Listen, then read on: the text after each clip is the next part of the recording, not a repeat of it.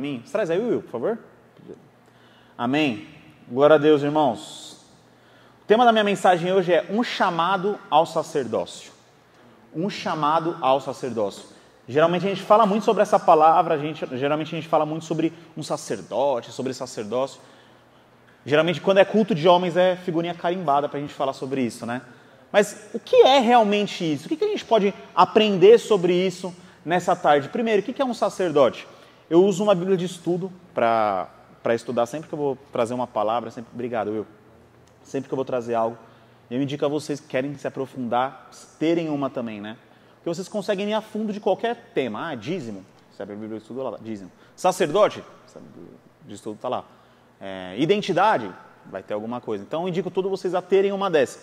E na minha Bíblia de estudo ela vai falar o seguinte: o sacerdote na antiga aliança era responsável por mediar entre o Deus e o povo, oferecendo sacrifício e buscando a vontade de Deus. Vamos abrir em Levítico 16:32, por favor.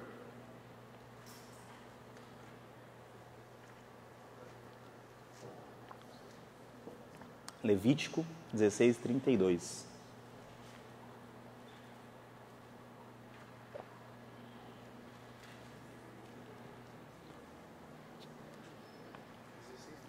Levítico 16:32. Todos acharam? Amém.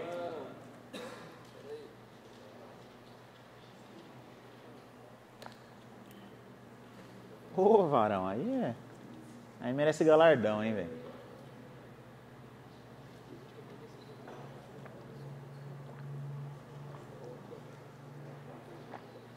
Levítico 16:32 vai falar o seguinte: nas gerações futuras, a cerimônia de expiação será realizada pelo sacerdote, ungido e consagrado para servir como sacerdote no lugar de seu antepassado Arão. Ele vestirá roupas sagradas de linho e fará expiação para o lugar santíssimo, pela peneira do encontro, pelo altar, pelos sacerdotes e por toda a comunidade. Então, qual que era a função do sacerdote naquele tempo? Primeira coisa, fazer sacrifícios pelo Senhor. Fazer sacrifícios pelo povo, fazer sacrifícios para o Senhor. E a segunda coisa, ser o canal de intermédio entre a vontade de Deus e a nação. Naquele momento as pessoas iam até o sacerdote e falavam: cara, eu estou com dificuldade financeira, minha filha está doente, eu preciso de uma direção, o que eu falo? As pessoas iam até o sacerdote e o sacerdote era responsável por falar com Deus e Deus ia falar com ele, ele ia trazer essa mensagem para toda a população. Amém? Isso no Antigo Testamento e no Novo Testamento. Vamos abrir em Hebreus 4:14.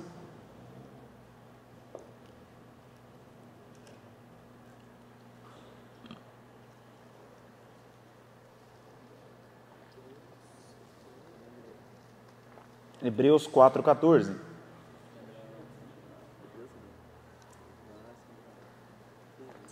Ele vai falar o seguinte: visto, portanto, que temos um grande sumo sacerdote que entrou no céu, Jesus, o Filho de Deus, apeguem-nos firmemente àquilo em que cremos. Nosso sumo sacerdote entende as nossas fraquezas, pois enfrentou as mesmas tentações que nós, mas nunca pecou. Assim, aproximamo-nos de toda a confiança do trono de Deus, onde receberemos misericórdia e encontraremos graça para nos ajudar quando for preciso. O que ele está falando aqui? No Antigo Testamento, o sacerdote era responsável por falar diretamente com Deus e trazer a mensagem para o povo. No Novo Testamento, o que ele está falando? Que nós temos um sumo sacerdote que já é responsável por essa parte. Então nós temos livre acesso a simplesmente irmos até Cristo Jesus e Ele nos direcionar. Você não precisa de um sumo sacerdote, você não precisa chegar a alguém e falar: cara, o que eu faço na minha vida? Não, você tem livre acesso à presença de Cristo Jesus e ao Espírito Santo de Deus para te direcionar durante todas as dificuldades, durante todas as questões da sua vida. E quando nós falamos sobre cristãos, quando nós falamos sobre sermos cristãos, nós estamos falando sobre imitadores de Cristo, sobre pequenos cristos. Qual o sacerdócio que Jesus tinha? Que tipo de homem era Jesus? Qual é o sacerdócio que ele ensinou? Esse tipo de sacerdócio eu quero ser igual. Esse tipo de sacerdote você tem que ser igual. O nosso maior exemplo de sacerdote é Jesus Cristo. Eu sei que nós sempre nos inspiramos em caras incríveis, em pessoas incríveis, pessoas que cresceram, que prosperaram, que vieram do nada e constituíram família. Mas o nosso maior exemplo de sacerdócio se chama Cristo Jesus. Amém? Aquele que nunca pecou. Eu falei, passou as mesmas tentações que eu e você, mas ele nunca pecou. Esse é o exemplo de sacerdote que nós devemos ter para a nossa vida. Amém? Então vamos falar um pouco mais sobre sacerdote? O que ele fala na minha Bíblia de Estudo de novo? Na antiga aliança, o sacerdote era responsável por mediar Deus e o povo, oferecendo sacrifícios e buscando a vontade do Senhor. Então você é um sacerdote. Quem é que é sacerdote? Quem entende que é um sacerdote? O seu dever como sacerdote, primeiro, oferecer sacrifícios. Quais sacrifícios? Praticamente tudo. Parece que muitas coisas da nossa vida é só sacrifício. Sacrifícios desde trabalhar num lugar que você não quer trabalhar, que é cansativo, mas você sabe que você tem que trabalhar para sustentar a sua família. Os sacrifícios desde muitas vezes dizer não para a sua carne, dizer não para o pecado. O sacrifício de muitas vezes você fazer oração meio que... Sabe quando você não quer fazer oração? Você faz simplesmente por pura obediência, porque você sabe que você tem que fazer aquilo. Esse é um sacrifício. O sacrifício de mesmo assim ir para Deus dessa forma, porque você tem que levar a vontade de Deus para a sua família. Esses são os sacrifícios que um sacerdote tem que viver. Esses são os sacrifícios que um sacerdote tem que viver. Eu sei que eu estou falando muito mais para casados, mas nós temos solteiros. Você como solteiro, você tem os seus sacrifícios também. O sacrifício de matar a sua carne todos os dias. O sacrifício de se manter em santidade. O sacrifício de estudar, de trabalhar para futuramente você ter uma família, para você ter um casamento. Cara, hoje é muito fácil. Eu estava conversando com um amigo meu do trabalho, um amigo meu do mundo, e eu ficava pensando assim, cara, como deve ser difícil você se manter em santidade nessa geração atual, cara. Como deve ser difícil. Tava conversando com ele falando sobre relacionamento, ele é um cara que ganha muito bem, trabalha bem, e ele está sempre nesses aplicativos de relacionamento. Aí eu estava falando com ele, falei, mano, você usa o Tinder, tá, um aplicativo? Ele falou, não, isso aí é ultrapassado. Eu falei, caramba, mano, hoje tem outra coisa mais evoluída. Ele falou, não, porque o Tinder tem 3 tipos de pessoa. O Tinder tem a pessoa que quer namorar e casar, você entra no aplicativo para procurar alguém para namorar e casar. O Tinder tem a pessoa que quer, às vezes, só curtir por um tempo. Então vai conhecer o Márcio, vai conhecer o Everton, a gente vai conhecer ele, a gente vai ficar uns meses namorando, depois tchau. E no Tinder também tem a pessoa que só quer uma noite. O Tinder também é a pessoa que só quer um sexo e tchau.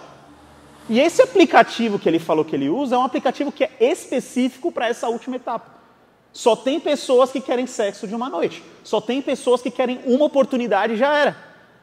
Eu falei, cara, imagina como deve ser difícil para as pessoas que lutam na solteirice. Como deve ser difícil isso, cara? Hoje se tornou muito mais fácil. Você abre o aplicativo, nesse aplicativo vai mostrar as pessoas próximas de você, que também tem interesse em só fazer sexo uma noite, que também tem interesse em fazer algo rápido. Você não precisa nem conversar com a pessoa. Vamos tentar dar umas ideias para ver se rola. Não, cara, a pessoa já está na mesma expectativa que você.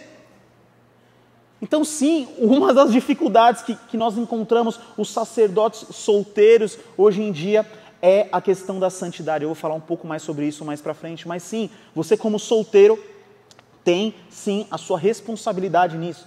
Lembrando que uma coisa que eu aprendi há muito tempo é, o seu sacerdócio não começa quando você casa. Muitas pessoas acham que você só vira um sacerdote quando você casa e você vai começar a ter a sua família. Cara, eu vou falar uma coisa para você.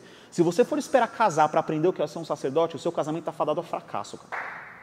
Se você for esperar casar para estudar o que é ser um sacerdote, para ler a Bíblia o que é ser um sacerdote, seu casamento vai acabar, cara. Porque você vai casar um moleque e nada garante que a sua esposa vai estar disposta a esperar os anos para você amadurecer e aprender o que é um sacerdócio, cara. Então, cara, vocês são solteiros, estudem, aprendam. Glória a Deus que vocês estão aqui. Eu gostaria que tivesse mais solteiros aqui nesse lugar. Mas estudem e aprendam sobre o sacerdócio. O seu sacerdócio começou hoje. Ore pela sua família, sua futura família. Aprenda a ser um sacerdote. Gere a sua futura esposa. Não só gere a sua futura esposa, mas gere você mesmo como marido. Quando a gente fala sobre gerar a futura esposa, muitos solteiros pensam naquela. Jesus, eu quero que ela seja loira. Jesus, eu quero que ela seja baixinha. Jesus, eu quero que ela faça isso da vida. Não, cara, gere você. Jesus, eu quero ser um marido compreensivo. Jesus, eu quero ser um homem que tem paciência. Jesus, eu quero ser um homem que vou prover para minha esposa o que ela precisar. Emoção, saúde, o que ela precisar eu vou me esforçar para ser. Eu quero ser um homem bom, eu quero ser um homem preparado. Óbvio que você deve orar por as outras coisas também, mas gerar o seu sacerdócio hoje é isso. Amém? Então, primeiro ponto, o sacerdote é quem faz sacrifícios. Nós devemos fazer sacrifícios, é a nossa função. A nossa esposa tem os sacrifícios que ela deve fazer também, as mulheres têm os sacrifícios que ela deve fazer também, mas essa é a nossa função. Se tiver que alguém se matar de trabalhar para sustentar a esposa, é você. Se tiver que alguém se matar de orar, ficar horas no jejum para conseguir ter uma resposta do Senhor, essa é a sua responsabilidade. Sua esposa pode fazer também, mas é a sua responsabilidade como sacerdote. Amém? Segundo ponto. O sacerdote é aquele que busca a vontade do Senhor e faz o intermédio entre Deus e a família. Amém? Eu sei que eu sempre falo para os jovens, quando eu liderava a Move, eu sempre falo para os jovens solteiros o seguinte: cara, você tem que casar com alguém que é mais crente que você. Você tem que procurar uma mulher que é mais crente que você, que ama mais a Jesus que você. Porque eu sei o poder que uma mulher tem na vida de um homem. Eu sei o poder que uma mulher tem de acabar com a vida de um homem, ou ela tem de alavancar a vida de um homem. Então foque numa mulher que ela é mais crente que você. Por quê? Porque você sempre tem que ser mais espiritual que ela. E se você pegar uma mulher que está aqui, você vai se esforçar para estar aqui. Agora, se você conhecer uma mulher que está aqui, a sua regra vai ser diferente. E sim, nós temos que encontrar mulheres mais crentes. Eu não sei nem porque eu tenho que falar isso, porque a maioria daqui eu sei que já é casado com mulheres muito espirituais. Mas nós devemos ser mais. Nós devemos ser mais. Porque não é responsabilidade dela direcionar a sua família. É a sua responsabilidade. Sabe o que tem que acontecer? Tem que você ir para o Senhor. Ir para o Senhor, orar, jejuar, fazer o que for para receber uma resposta. E quando você receber essa resposta, você fala com a sua esposa. E a sua esposa fala: amor, está alinhado. Só estava esperando o Senhor revelar para você. Já está alinhado para mim. É isso que tem que acontecer. Então eu pergunto para você: será que nós temos sido um sacerdote mesmo? Ou nós só temos esperado, muitas vezes, a nossa esposa receber revelações do Senhor para que nós possamos agir? E eu quero falar para você: se você não tem sido um sacerdote, não tem tido relacionamento com o Senhor e direcionado a vontade do Senhor para a sua família corre um sério perigo. Porque você pode estar direcionando ela para o lugar errado. Você pode estar direcionando ela para o lugar que você acha que deve ser. Você pode estar direcionando a ela para o lugar que você encontrou uma oportunidade, mas não o lugar que o Senhor tem para a sua família. A Karen sempre fala um negócio para mim que é muito forte, assim, que nós devemos nos mover por propósito e não por oportunidade. Então você tem que direcionar a sua família por propósito. Ah, mas surgiu uma oportunidade, cara, de entrar num negócio aqui, cara, eu vou comprometer toda a minha casa, vou comprometer toda a minha renda, mas, cara, que oportunidade, que negócio, o que o Senhor tem falado para você sobre isso? Você está se movendo por propósito ou por oportunidade? Eu quero falar para você, você é o sacerdote, você direciona a sua casa. Se você se mover para um lugar errado, a sua família inteira vai sofrer as consequências. Isso é muito forte, cara. Como isso fala comigo, que responsabilidade enorme que o Senhor dá para nós. Mas sabe qual que é a parte boa? Que Ele fala para a gente: cara, é só vir até mim. Eu estou aqui. Você quer saber como direcionar a sua família? Você quer saber como direcionar a sua casa? Só vir até mim. Eu estou aqui. Glória a Deus que nós temos um Pai ajudador. Glória a Deus que nós possamos acessar diretamente ao sumo sacerdote para direcionar a nossa casa e a nossa família. Amém? Amém? Eu quero falar mais um pouco do que a Bíblia diz sobre o sacerdote. Primeiro, o sacerdote tem que ser o homem da casa. O sacerdote tem que ser o homem da casa. Desculpa, gente, mas quem tem que vestir as calças na sua casa é você, velho. Por mais temperamental que a sua esposa pode ser, mas as decisões da sua casa têm que sair de você. Não porque você é mais inteligente que ela, não porque você é melhor que ela, mas porque Deus te deu essa função de falar diretamente com Ele e trazer para ela, trazer essas informações para a sua família. Efésios 5:23 vai falar, versículo que vocês conhecem: porque marido é a cabeça da mulher, mas também Cristo é a cabeça da igreja, sendo Ele o próprio Salvador do corpo. Então, é uma trindade. Não trindade, mas é um tripé. Esposa, marido. Se acabar aqui, cara, você é um nada, desculpa, não vou usar outras palavras, mas você é um porcaria. Se for só você acima da sua esposa, cara, desculpa. Mas agora se for sua esposa, você e acima de você Deus, aí é outra história. Aí você é um sacerdote. Aí você é o que a Bíblia diz que você deve ser. Sabe por que as mulheres reclamam muito sobre essa questão de feminismo? As mulheres reclamam muito questão de empoderamento feminino, porque muitas vezes elas se casaram com homens frouxos. Tiveram experiências de homens frouxos na sua casa. Não teve experiência de um homem que teve um direcionamento baseado no direcionamento de Deus. Teve experiência de um homem que teve direcionamento baseado em achismos, baseado em oportunidades e levou ela para lugares errados. Toda mulher gosta de ser cuidada. Toda mulher gosta de descansar enquanto tem um homem que sabe o que está fazendo conduzir as coisas. A questão é que elas se relacionaram com homens que não sabem o que está conduzindo. A questão é que nós temos uma geração de muitos homens frouxos que não sabem conduzir a vida, que não sabem conduzir as coisas e acabam levando a esposa e acabam levando os filhos para lugares errados. E o que as mulheres falam? Não, agora é eu que vou resolver. Esse cara não dá conta, eu vou resolver. Cara, e muitos problemas no mundo teriam sido resolvidos se os homens escutassem a Deus. Se nós tivéssemos mais homens que escutam a Deus. Se nós tivéssemos mais homens nesse tripé. Esposa, marido, Jesus. O problema é que muitos homens é só esposa, marido e para aqui. E esse é o problema. E eu quero falar para você. Todo o direcionamento da sua casa tem que vir de você. Todo o direcionamento da sua casa não tem que vir de você necessariamente, mas do Senhor que vai te usar como intermédio para sua esposa e para os seus filhos. Está fazendo sentido? É muito legal que Jó era alguém que a gente sempre lembra que tudo que aconteceu na vida de Jó, né? Jó perdeu tudo, Jó perdeu aquilo, mas Jó era alguém que intercedia pela sua casa. Jó era alguém que intercedia pela sua família. E cara, você como marido, você deve interceder. E Jesus nos ensina que um sacerdote não apenas deve interceder pela sua esposa, não apenas deve interceder pelos seus filhos, mas deve servi-los. Jesus Cristo veio para servir. E você como sacerdote, vocês têm que estar disposto a servir. E servir em coisas pequenas. Não sei, talvez lavar a louça que a sua esposa não pediu. Talvez levar seus filhos para passear um dia, para deixar sua esposa ter um dia para ela descansar, sem ela pedir. Isso é servir. E é isso que nos ensina que um sacerdote tem que ter. Amém? Amém. Quem tá entendendo aqui a palavra do Senhor? Está sendo bom? Então agora presta atenção, que agora o caldo vai... Bora. Bom demais. Dá-lhe. Segundo ponto.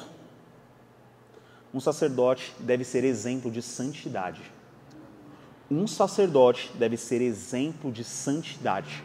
Tito 2,7-8 vai falar o seguinte: em tudo seja você mesmo um exemplo para eles, fazendo boas obras. No seu ensino, mostre integridade, mostre seriedade, use uma linguagem sadia, contra a qual nada se possa dizer, porque aqueles que se lhe opõem fiquem envergonhados, porque não terem nada de mal para dizer contra você, ou não terem nada de mal para dizer a seu respeito. O sacerdote precisa viver o que prega.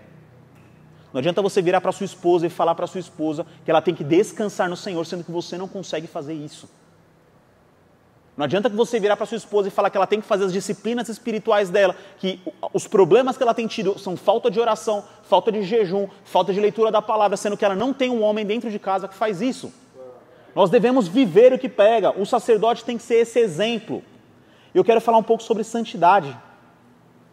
E quando a gente fala sobre santidade, eu quero falar algo que destrói muitos casamentos, destrói muitos sacerdócios e afasta muitos homens de Deus. Acaba com famílias e acaba com casamentos. Eu quero falar um pouco sobre pornografia. Amém? Amém. Ninguém fala amém agora? Amém? Amém? Sei que todos os homens já passaram por problema nessa área. Sei que todos nós já passamos por problema nessa área em algum momento da vida, ou só na adolescência, ou durante a fase adulta, ou você luta até hoje. Eu quero falar um pouco sobre isso. Há um tempo atrás, eu e a Karen, a gente esteve perto de um casal e a gente conversava muito com ele. Eles tinham um casamento muito saudável, parecia ser muito saudável, né? E a gente conversando, a gente indo a fundo, tentando entender quais eram os problemas que eles estavam tendo na vida, né? Porque assim, se um casal geralmente tem problema na área sexual, ele vai ter problema em todas as áreas da vida dele. Então, tentando entender o que estava acontecendo, e Não fazia sentido. Cara, era um casal jovem, um casal de Deus. Então eu saí sozinho com esse cara. Ele confessou para mim, Davi, eu tenho problema com pornografia. Desde a minha adolescência, na minha juventude, eu me casei, já tenho anos de casado, eu não consigo me livrar dessa prática. E isso está afetando a minha vida. Eu tenho dificuldade de ter relação com a minha esposa, eu tenho dificuldade de enxergar a minha esposa. E isso está afetando a minha vida. E eu quero trazer alguns passos dos malefícios da pornografia da vida do homem. Primeiro, distanciamento de Deus. Repitam comigo, distanciamento de Deus. Distanciamento de Deus. Vocês sabem que o pecado nos afasta do Senhor. Só que pensa uma coisa, a sua responsabilidade é levar a palavra de Deus para a sua família. A sua responsabilidade é levar a vontade de Deus para a sua família, fazer esse intermédio. Mas se você tem um distanciamento de Deus por conta da pornografia, o que vai acontecer com a sua família? A sua família se distancia do Senhor. A sua família fica perdida. Tudo porque você tem vício em pornografia. Tudo porque você tem cometido uma prática que te afasta do Senhor. O primeiro malefício da pornografia é o distanciamento do Senhor, seu e da sua casa. Eu quero falar para você, se você tem tido vício em pornografia, se você tem tido problema com pornografia, se corrija, porque isso não está afetando só você, mas os seus filhos e a sua esposa. Seu casamento pode ser destruído por conta disso. Está fazendo sentido? Primeiro ponto, distanciamento de Deus. Segundo ponto, escravidão. Repitam comigo, escravidão. Jesus diz em João 8,34, em verdade vos digo que todo aquele que comete pecado é escravo do próprio pecado. Geralmente quando a gente fala sobre pornografia, a gente não fala sobre costumes temporários, de vez em quando. Geralmente muitas vezes a gente fala sobre vício, porque é uma escravidão. A pessoa fica escravizada nisso. E cara, eu vou falar para você, é perfeito o que o diabo quer. Porque o diabo faz você ficar longe da vontade dele. O diabo faz você a sua família ficar longe da vontade de Deus. E você ser viciado em algo que mantém a sua família longe de Deus. Ele nem precisa trabalhar, cara. Ele faz a sua família ficar longe de Deus. Ele faz você ficar longe de Deus. E você não consegue mais sair desse vício. Você não consegue sair dessa prática. É uma estratégia perfeita que o diabo encontra para acabar com as famílias, para acabar com a vida de muitas pessoas. Segundo ponto, a escravidão. Terceiro ponto, o dano psicológico. Presta atenção agora. Quando eu falo sobre dano psicológico, um dos piores malefícios da pornografia na vida de um homem é que você começa a sexualizar todas as coisas. Você começa a sexualizar todas as pessoas. Você começa a olhar para mulheres e já imaginando outra coisa. Independente da idade, pode ser mulheres mais velhas, pode ser mulheres mais novas, você começa a sexualizar outra coisa. E infelizmente, existem muitos casos que você não apenas você começa a sexualizar pessoas de várias idades, porém pessoas de vários gêneros. Uma vez eu conversei com um jovem amigo meu, ele lutava contra a homossexualidade, e ele falou que ele nunca teve atração com relação à homossexualidade, nunca na vida dele. Mas quando ele era jovem, ele começou a ter vício em pornografia, ele começou a ter contato com pornografia, e cada vez uma pornografia diferente, um consumo de pornografia diferente. Até que chegou uma hora que ele teve vontade para ver como que é uma pornografia homossexual. E hoje ele luta contra isso. Graças à pornografia. Tem mais por aí. Tem mais coisas por aí. A gente consegue ir um pouco mais fundo por aí. Quantos estupradores, quantos pedófilos. Você acha que simplesmente a pessoa vira para outra e fala, putz, vou estuprar uma criança? Lógico que não, velho. É lógico que não. A mente dessa pessoa está 100% deturpada por conta da pornografia. Você começa a acessar a vários conteúdos, de vários vídeos diferentes, de várias coisas diferentes, até você provar coisas diferentes, até que aquilo vira tão normal para você, que aqui na vida é algo normal. Eu estava vendo um cara falar algumas coisas sobre... Você sabe quais são dos 5 conteúdos mais pesquisados quando fala sobre pornografia? Você sabe quais são os 2 maiores? Primeiro, deixa eu achar... Sexo forçado. A gente está falando sobre estupro. Um dos 5 alvos mais pesquisados em sites pornôs é sexo forçado. Segundo, sexo com crianças. Nossa, cara, como isso me quebrou. Sexo com crianças é um dos 5 assuntos mais pesquisados em sites pornôs. E se o cara já está acostumado a consumir esse negócio, para ele fazer na vida real é 2 minutos, cara. É só ter oportunidade. Porque a mente dele está 100% deturpada com o diabo, velho. É o inimigo que coloca isso na coisa das pessoas. E a gente tem aberto brechas através da pornografia. Brechas que a gente nem imagina. Aquele cara nunca imaginou que ele ia um dia ter vontade de se relacionar com outro cara até ele assistir um vídeo pornô de 2 homens.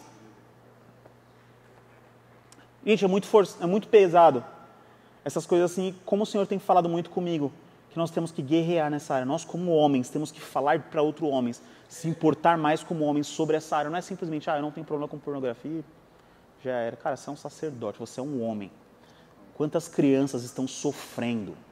Quantas crianças estão sofrendo coisas porque pessoas estão viciadas em pornografia, tiveram a mente completamente transformada e hoje têm exercido isso. Como é pesado isso?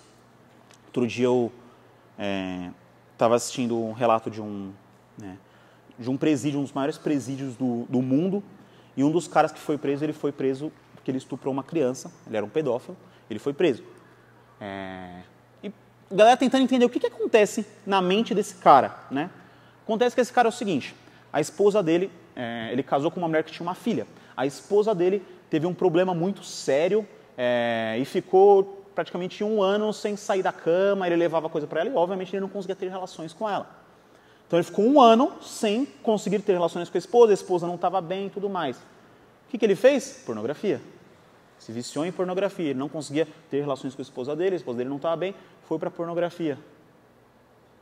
E ele fala que do nada ele sentiu vontade de tocar a filha da esposa dele.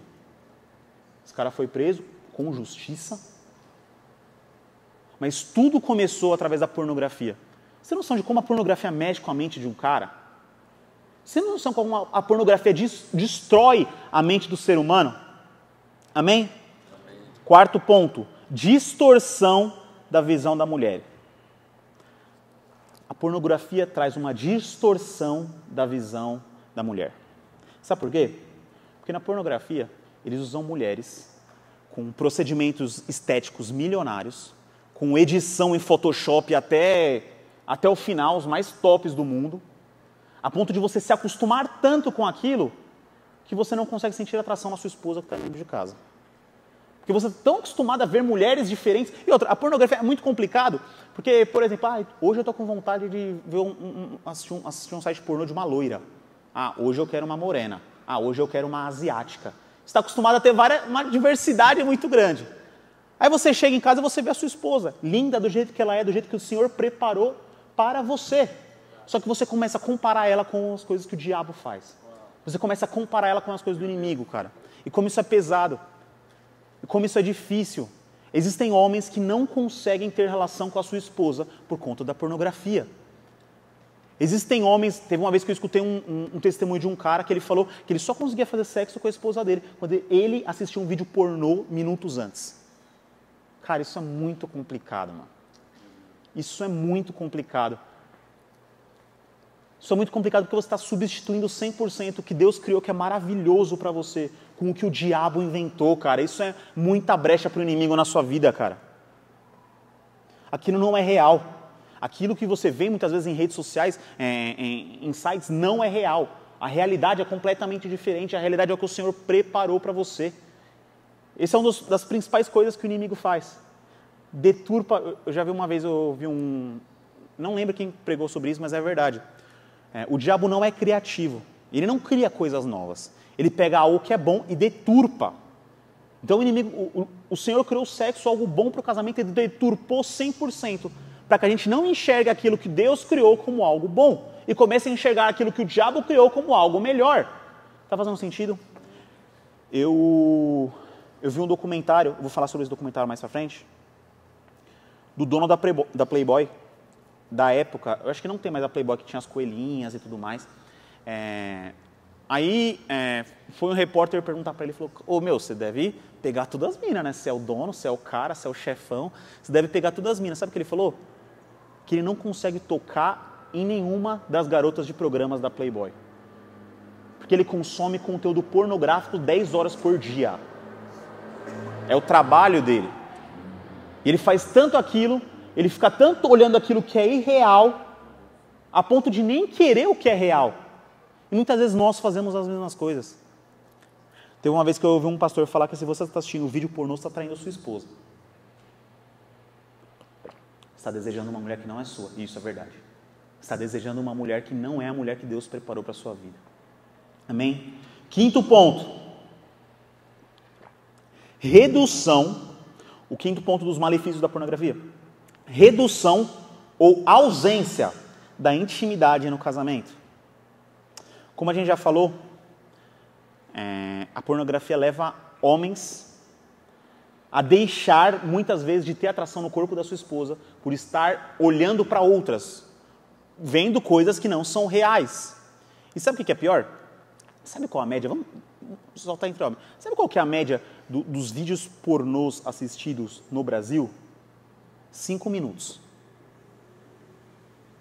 Você que é homem casado, você consegue dar prazer para sua esposa em menos de 5 minutos? Consegue, gente. Não consegue. Se vocês sejam muito bons, aí eu preciso de um curso aí. Mas não consegue. Sabe qual é um dos principais problemas da pornografia? Isso principalmente para os solteiros.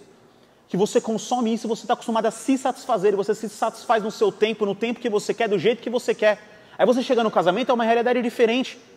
Você quer satisfazer uma outra pessoa, mas o seu corpo está programado a se satisfazer sozinho. Então você vai ter problema nessa área. Se você é solteiro e tem problema na área de pornografia, resolva agora. Antes de você conhecer alguém, antes de você namorar, resolva agora. Senão você vai ter problema no seu casamento na área da intimidade. Amém? Sexto ponto, esse ponto é o último ponto que eu quero falar sobre os malefícios da pornografia. E esse eu quero fechar, esse assunto aqui, tá? Sexto ponto é o financiamento do tráfico humano. Quem já ouviu falar sobre isso? Há um tempo atrás eu assisti um documentário que fala sobre o tráfico humano na Índia. A Índia, até pelos problemas da hiperpopulação, da superpopulação, é muita gente em vulnerabilidade e rola muito tráfico humano. Por exemplo, tem casais que já não têm condição financeira e vai ter 8 filhos. Aí roubam uma aqui, ninguém vai perceber. Entendeu? Então acontece muito isso na Índia. Tanto é que os vídeos mais acessados do mundo com relação à pornografia são de índios. Uma das atrizes pornôs mais famosas do mundo é uma índia e ela foi traficada. Indiano, isso, não é brasileiro, não é tupi-guarani não, é indiano mesmo, perdão. Brasileiro é indígena. E eu assisti isso e, cara, como isso pegou meu coração. E ele fala que 85% dos vídeos pornôs são feitos com pessoas que foram traficadas. Isso foi feito por crianças, jovens e adolescentes que foram sequestradas.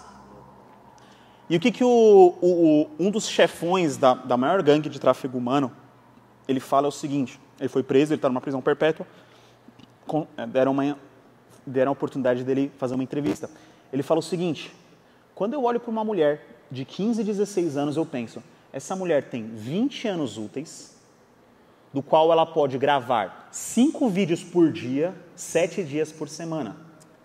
Se eu tentar passar de 5 vídeos por dia, o corpo dela já não resiste bem.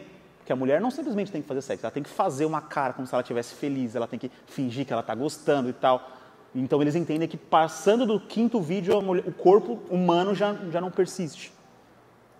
A partir desses 20 anos, após esses 20 anos, a mulher não tem mais serventia para nós. Nós matamos ela. Então o que acontece muitas vezes no tráfico humano? Eles sequestram jovens, eles sequestram crianças de vários lugares, fazem essa pessoa durante 20, 25 anos fazer sexo 5 vezes por dia, todos os dias. Fazer várias gravações todos os dias, até ficar bom, todos os dias, provavelmente morando em cativeiro. E no final, quando ela já se torna velha, não faz mais se invertir, eles matam ela. E por que isso tem? Porque tem quem assista. Muitas vezes somos nós. Boa parte das vezes que nós assistimos vídeos, boa parte da mente que nós acessamos esse tipo de coisa, nós estamos contribuindo para o tráfego humano. Isso é muito pesado, mas é verdade, cara. Isso é muito pesado, mas é verdade. O problema maior é que se você pesquisar a palavra pornografia na Bíblia, ela é 12 vezes mais acessada do que a palavra Jesus. 12 vezes mais procurada do que a palavra Jesus Cristo. Muito forte. No Edge, na verdade. No Google eu não sei. Eu uso o Edge, eu sou tiozão, né? Eu uso o Edge. Para finalizar, pesado esse assunto, né? A galera já ficou mal, quem tem filha, quem tem sobrinha, já fica mal. Mas espero que sempre que a gente tenha vontade de acessar algum vídeo, a gente lembre de tudo isso. A gente lembre do que a gente está financiando, a gente lembre dos malefícios que isso causa para o nosso casamento, para a nossa família e para todas as coisas da nossa vida. Amém? Para finalizar, eu quero falar 3 pontos que John Eldredge fala no livro Coração Selvagem. Quem já leu esse livro? Ninguém? Gente, assistam, leiam. É o melhor livro que eu já vi na minha vida. Ele fala sobre masculinidade, paternidade e hombridade. Ou seja, ele fala do que é o homem segundo a Bíblia, de como o homem segundo a Bíblia tem que ser. E é incrível porque ele fala que todo homem tem 3 desejos no seu coração que refletem a vontade de Deus. 3 desejos no coração do homem que refletem a vontade de Deus. Eles são uma batalha para lutar, uma aventura para se viver e uma bela para se resgatar. Primeiro, uma batalha para lutar. O homem foi chamado para guerrear. O homem foi chamado para ser guerreiro. Você guerreia pela sua esposa quando você trabalha por ela, quando você se sacrifica com ela. Você guerreia pelos seus filhos quando você ora por ele. Deus criou o homem para ter um senso de justiça. Todo homem tem um senso de justiça. Todo homem tem coisas que você não concorda no mundo, que você acha que está errado. Muitas vezes você não tem força para corrigir, mas todo homem tem um senso de justiça. E é legal porque é igual o Murilo falou. Desde o Éden, Adão tinha recebido uma responsabilidade. Cara, você vai proteger tudo isso aqui. Eu criei para você, mas você tem uma responsabilidade. Você tem algo para lutar. Você tem algo para guerrear. Você vai proteger tudo isso aqui. Essa era a responsabilidade que Deus tinha dado para Adão. Sabe qual que é o problema? Que muitas vezes nós temos lutado batalhas erradas. Muitas vezes nós temos guerreado batalhas erradas. Como assim? Nós temos guerreado com coisas como, por exemplo, vícios. A gente falou sobre isso. Egoísmo, trabalho excessivo. A batalha que você tem que lutar tem que ser completamente diferente. Deus chamou o homem para lutar uma batalha diferente. Não chamou o Adri para eu falar, e aí, Adri, como que você está? Cara, estou passando por uma prova. Qual prova? Estou lutando, estou trabalhando muito. Cara, estou passando por uma prova. Qual prova? Estou lutando contra o vício da bebida. Tem que ser o seguinte, cara, estou passando por uma prova. Qual prova? Cara, eu estou orando pela salvação da minha família. Amém. Eu estou buscando que minha família conheça Jesus, que meus amigos conheçam a Jesus. Deus nos chama para guerrear pelas batalhas certas. O problema é que nós temos lutado pelas batalhas erradas. Pelo que você tem que batalhar? Pela sua esposa, pela sua família, pelos seus bens, pela sua pureza, pela sua santidade. Essa é a batalha que você deve batalhar. Segundo ponto, que ele fala, que é muito legal. Todo homem busca uma aventura para viver. Não vamos ser hipócritas. Você não imagina que o auge da sua vida é trabalhar, casar e ter filhos. Você não imagina que aonde você quer chegar é trabalhar, casar e ter filhos. Não, todos nós buscamos uma aventura diferente. Eu quero viajar muito, eu quero mudar de país, eu quero conhecer outras coisas, eu quero liderar algo novo. Todos nós buscamos novos desafios, todos nós buscamos novas aventuras. Eu quero empreender, eu quero mudar de área, eu quero abrir um negócio próprio, eu quero fazer... Todos nós buscamos novas aventuras a serem perseguidas, aventuras que nós devemos alcançar, e isso não tem problema nenhum, é bíblico. Adão foi permitido de fazer o que ele quisesse lá no Éden, com exceção da árvore da vida. Adão foi permitido desbravar tudo o que ele quisesse no Éden. Pode conhecer todos os animais, aí você conhece os animais, você dá os nomes. Pode ver todas as frutas, aí você vê as frutas, vê o que te agrada, quase todas, e dá um nome. Pode ver todas as terras e fazer o que você pode se aventurar, Adão. E nós, como homens, buscamos uma aventura para o nosso coração. Nós, como homens, buscamos uma aventura. No entanto, muitas vezes muitos homens têm falhado com as suas esposas, muitos homens têm falhado com seus casamentos, porque vivem uma vida monótona, sem enxergar novas aventuras, sem enxergar novas coisas que ele deve ver. Porque você tem que, muitas vezes, você olha para sua esposa e fala, cara, eu estou aqui, estou casado e é isso, é o que Deus tem para a minha vida. Agora, muitas vezes você pode olhar e falar, caramba, eu vou abrir um negócio porque eu quero prosperar, eu quero ajudar minha esposa, eu quero ajudar minha família, eu quero crescer, eu quero viver coisas novas. Todos nós buscamos aventuras. É engraçado que Hebreus 11, 8, ele vai falar o seguinte: pela fé, Abraão, quando foi chamado, obedeceu, indo para um lugar que mais tarde recebia como herança, embora ele não soubesse para onde ia. Ou seja, Abraão foi chamado para uma aventura para Deus. Para onde você vai? Não sei. Deus falou que eu vou ter uma herança e eu vou. É uma aventura. Estou indo 100% na dependência de Deus. É uma aventura. Mateus 14, 29 vai falar o seguinte: Pedro, descendo do barco, andou sobre as águas para ir com Jesus. Cara, olha a experiência, olha a aventura, olha o momento extraordinário que Pedro viveu, simplesmente porque ele saiu da zona de conforto dele. Simplesmente porque ele estava disposto a não viver uma vida monótona e ter uma nova aventura. Ele andou sobre as águas com Cristo. Isso é pregado em todos os lugares, todos os dias, em todos os horários, cara. Aí eu quero perguntar para você: você tem vivido uma aventura na fé? Ou você tem vivido na rotina? Ou você tem vivido no dia a dia? Porque eu vou falar uma coisa: se você estiver vivendo na rotina, a probabilidade é gigantesca de você ser um homem frustrado. E se você é um homem frustrado, você tem uma família frustrada. Seu casamento vai ser frustrado. A sua paternidade vai ser frustrada. Último ponto, para fechar. Lembra que ele fala? Uma batalha para lutar, uma aventura para se viver e uma bela para resgatar. O último ponto, uma bela para resgatar. E é muito legal porque, se a gente for parar para pensar, muitas das coisas que a gente faz por mulher.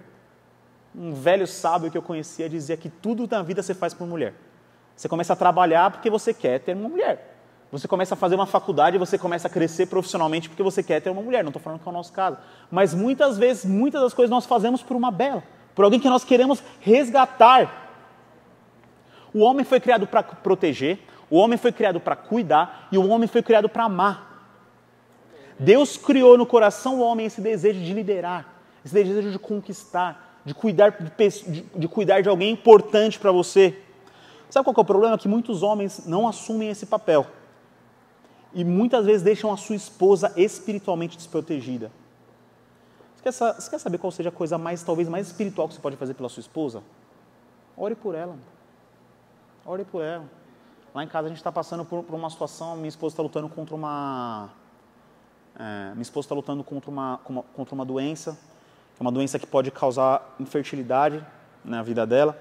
E, nossa, para mim foi muito difícil, porque, você chega para mim, 26 anos, e fala: Davi, talvez você não tenha filhos. Nossa. Imagina para ela, né? Nossa. Olhei assim e falei: caramba. Eu fui para o Senhor e falei assim: o que eu posso fazer pela minha esposa? O que eu posso fazer para ajudar ela? Deus falou: Davi, ore por ela. Interceda por ela, declare que vocês terão filhos, declare que vocês terão filhos saudáveis. E eu não sei como, não sei quando, mas eu sei que eu terei filhos saudáveis, a minha esposa vai gerar filhos saudáveis, nós teremos uma família saudável. E o mais espiritual que eu posso fazer é amar ela. O mais espiritual que eu posso fazer é cuidar dela. 1 Pedro 3,7 ele vai falar o seguinte: maridos, vós igualmente, vivei a vida comum do lar com discernimento e tendo consideração para a sua mulher.